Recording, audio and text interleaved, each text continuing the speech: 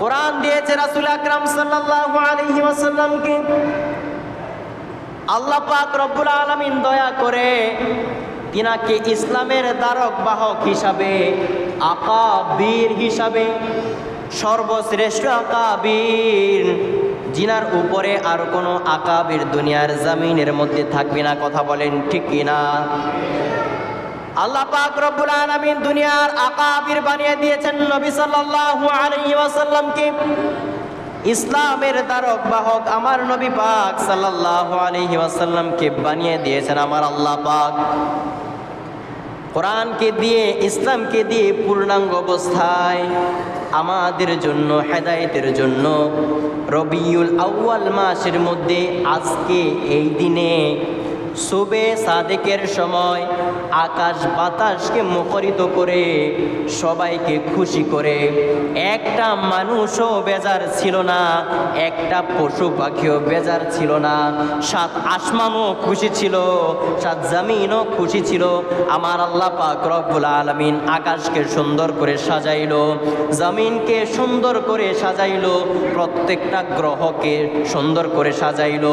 কিছুক্ষণের জন্য ঈদের মতো আনন্দ লেগে গেল সারা দুনিয়ার মধ্যে। শুকনা ঢালগুলো গাছের যেমন শাখা মেলতে লাগলো, জরা ফুলগুলো যে সময় তাজা হইতে লাগলো, আমার নবী পাক সাল্লাল্লাহু আলাইহি ওয়াসাল্লামকে ঠিক সেই সময় আমার আল্লাহ পাক রব্বুল আলামিন সৃষ্টি করেছে। সুবহানাল্লাহ। এটা সাধারণ চারটেখানি কথা ভাই।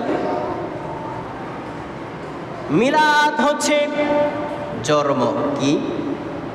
আমার সাথে কথা বলতে হবে। মিলাদ হচ্ছে কি? আল্লাহ পাক রব্বুল আলামিন যদি নবী পাক সাল্লাল্লাহু আলাইহি ওয়াসাল্লাম আসার কারণে আনন্দ করতে পারে, কি করতে পারে ভাই? আনন্দ। আজকে আমি বুঝাচ্ছি আপনাদেরকে। আল্লাহ পাক রব্বুল আলামিন যদি তিনার হাবিব মুহাম্মদুর রাসূলুল্লাহ সাল্লাল্লাহু আলাইহি ওয়াসাল্লাম দুনিয়ার জমিনের মধ্যে আসার কারণে আনন্দ করতে পারে, আকাশকে সাজাইতে পারে, বাতাসকে সাজাইতে পারে, পুরা গোটা জাহানকে সাজাইতে পারে, তাহলে আমরা খুশি হইলে সমস্যা কোথায়? আমরা খুশি হইলে কোনো সমস্যা আছে? সমস্যা নাই। আচ্ছা, এটা ক্লিয়ার তো ইনশাআল্লাহ। তাহলে ঈদের আবিধানিক বাংলা অর্থ পাইলাম আনন্দ। কি? ঈদ আমি কিছুক্ষণের জন্য কথার খাতিরে বাদই দিলাম। আনন্দ কি?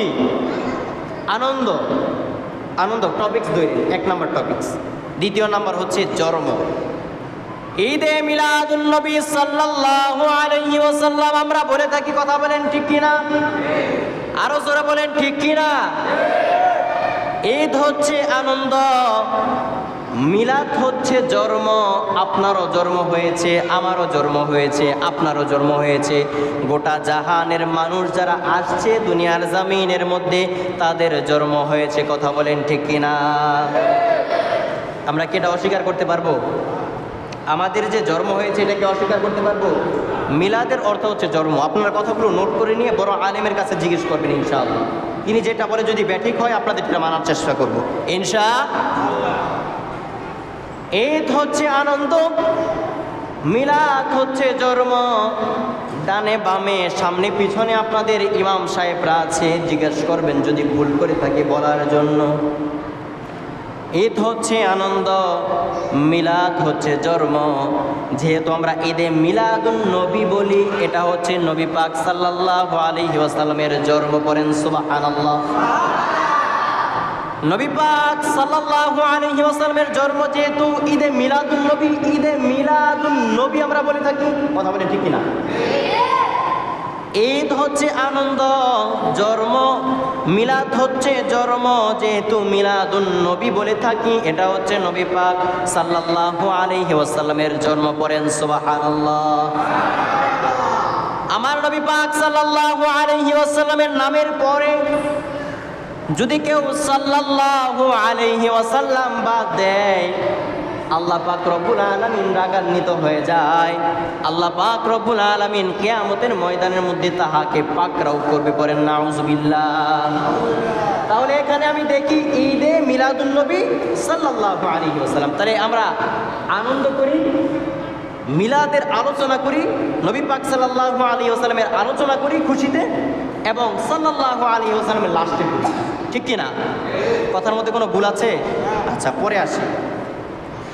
ঈদে মিলাদুন নবী সাল্লাল্লাহু আলাইহি ওয়াসাল্লামের মাহফিল আমাদের জন্য কেন তাওয়াজ্জুপূর্ণ? ঈদে মিলাদুন নবী সাল্লাল্লাহু আলাইহি ওয়াসাল্লামের মাহফিল আমাদের জন্য কেন গুরুত্বপূর্ণ জানার দরকার আছে না নাই? আরো জোরে বলেন, জানার দরকার আছে না নাই?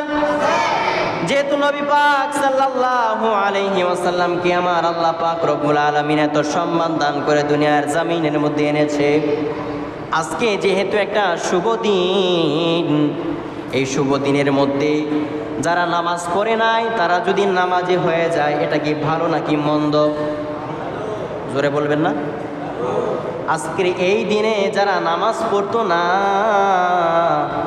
নবীজি দুনিয়ার জমিনের মধ্যে শুভ আগমন করেছে, আজকে থেকে যদি লোকগুলো খুশিতে নামাজি হয়ে যায়, আমাদের লোকগুলো যদি নামাজি হয়ে যায়, ভালো নাকি খারাপ? আটো জোরে বলেন, ভালো নাকি খারাপ? যারা আজকের আগ পর্যন্ত যেই সময় ফরজ রোজাগুলা হয়, ওই সময় যে ব্যক্তিরা রোজা রাখতো না, আজকে থেকে যদি রোজাইত হয়ে যায়, লাভ নাকি লস? আমাদের মাহফিল সার্থক নাকি অসার্থক? জোরে বলুন, সার্থক। যারা আমলদার ছিল না তারা যদি আজকে থেকে আমলদার হয়ে যায়, লাভ নাকি লস? আরো জোরে বলেন, লাভ নাকি লস? যারা মসজিদমুখী হয় নাই বিগত সময়ের মধ্যে, অতীতের মধ্যে, তারা যদি নবী পাক সাল্লাল্লাহু আলাইহি ওয়াসাল্লাম দুনিয়ার জমিনের মধ্যে তাশরীফ এনেছে, এই খুশিতে যদি আজকে থেকে মসজিদমুখী হয়ে যায়, লাভ নাকি লস? আবার আরেকটা কথা, নবী পাক সাল্লাল্লাহু আলাইহি ওয়াসাল্লাম দুনিয়ার জমিনের মধ্যে এসে তিনি আমাদের জন্য একটা জিনিস নিয়ে এসেছে। আল্লাহ পাক রব্বুল আলামিন বলেন, বিসমিল্লাহির রাহমানির রাহিম। আল্লাহু وما أرسلناك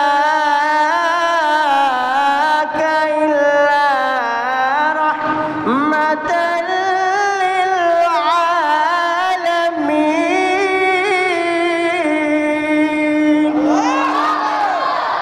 আমার আল্লাহ পাক রব্বুল আলামিন ডাক দিয়ে জানায় দেয়, সারা দুনিয়ার জন্য আমার নবী পাক সাল্লাল্লাহু আলাইহি ওয়াসাল্লামকে আমি রহমত রূপে পাঠিয়ে দিয়েছি। সুবহানাল্লাহ বলবেন না? আরো জোরে বলেন সুবহানাল্লাহ। আমার নবী পাক সাল্লাল্লাহু আলাইহি ওয়াসাল্লামকে রহমত হিসেবে পাঠিয়েছেন কে? আরো জোরে বলেন, কে? রহমত হিসেবে পাঠিয়ে দুনিয়ার জমিনটাকে শান্ত করে দিয়েছেন আমার আল্লাহ পাক রব্বুল আলামিন। দুনিয়ার জমিনটাকে শান্ত করে দিয়ে সেই দিন থেকে যত খারাপই ছিল, যত অশুভ শক্তিগুলো ছিল, আল্লাহ পাক মাটির সাথে মিশিয়ে দিয়েছে।